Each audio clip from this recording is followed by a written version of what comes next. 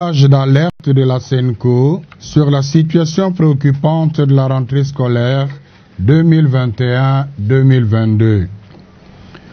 La mise en œuvre de la gratuité de l'enseignement de base, intervenue en septembre 2019, est appréciée globalement comme une réforme courageuse qui est venue mettre fin à l'exclusion du milieu scolaire des enfants issus de familles peu nanties financièrement. Cependant, force est de constater que c'est avec beaucoup de peine que l'année scolaire 2020-2021 a réussi à se terminer dans une relative paix sociale. Suite à la pandémie de Covid-19, la prise de mesures sanitaires fortes et contraignantes a perturbé le calendrier scolaire et le fonctionnement normal des écoles. Nous avons apprécié le réaménagement scolaire jusqu'au 8 septembre pour avoir une année scolaire normale. Dans nos précédents points de presse, état de lieu sur la mise en œuvre de la gratuité dans les écoles conventionnées catholiques du 13 janvier 2021, nous avons relevé plusieurs facteurs internes et externes qui constituaient une menace sérieuse sur la viabilité de l'école et la qualité de notre système éducatif. Plusieurs recommandations ont été formulées au gouvernement pour rectifier les tirs et viser l'atteinte effective des objectifs. En tant que partenaire éducatif du gouvernement depuis l'époque coloniale, et plus particulièrement en tant qu'institution pastorale et prophétique, dont la mission est d'éclairer l'ensemble de la population dans sa marche vers le développement intégral, l'Église a fait observer en janvier 2021 l'urgence de dissiper les frustrations subies par des enseignants sous-payés et particulièrement par les enseignants non pris en charge par les trésors publics, les NP et les NU. Parmi les recommandations formulées, on y trouvait 1.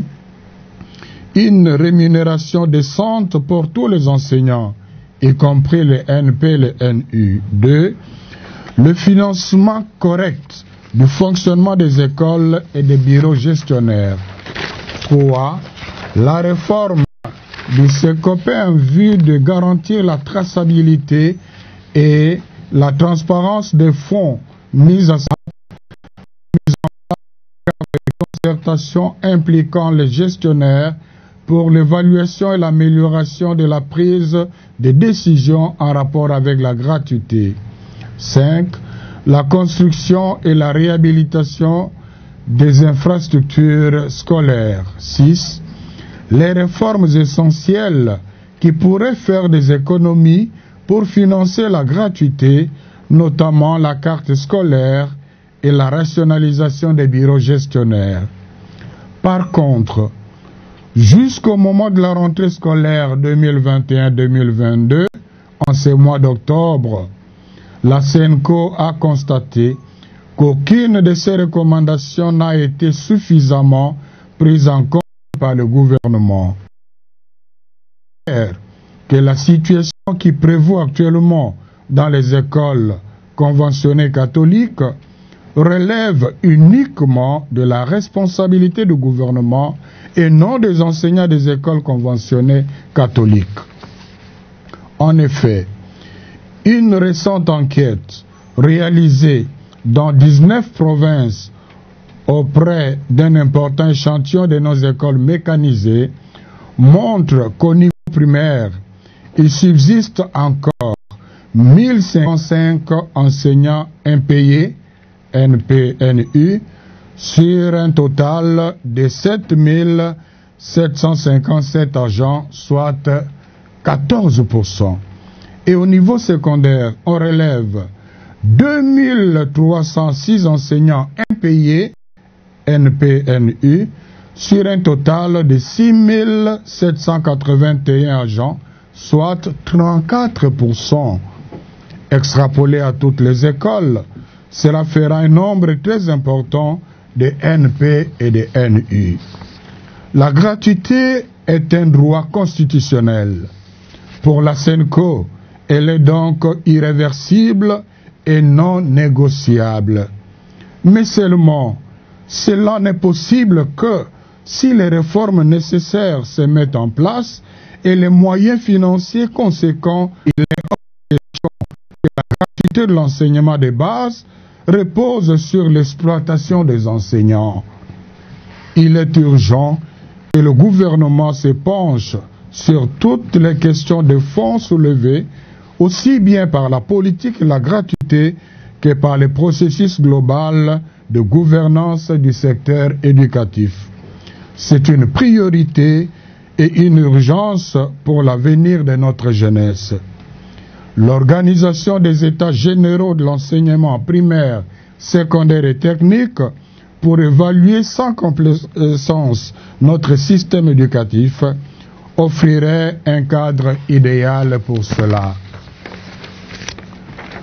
N'est-il pas temps pour le gouvernement d'abandonner les approches qui n'apportent aucune solution et que tout le monde reconnaît comme peu constructives dans la gestion de la crise actuelle? Il s'agit par exemple de la banalisation du déclin que connaît actuellement notre système éducatif, notamment dans les conditions des apprentissages, infrastructures, manuels, méthodes d'enseignement et d'évaluation et dans la qualité de la formation dispensée. 2.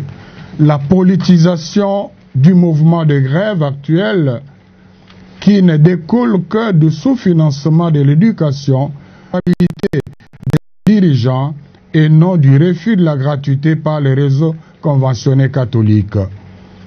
3. Les intimidations et les menaces envers les enseignants qui ne réclament que leurs droits confèrent accords de Bibois à défaut des accords de Mboudi, alors qu'ils se sont sacrifiés pendant 2 ans pour le lancement de la gratuité dans l'attente des promesses toujours non tenues de paiement de 2e et 3e paliers.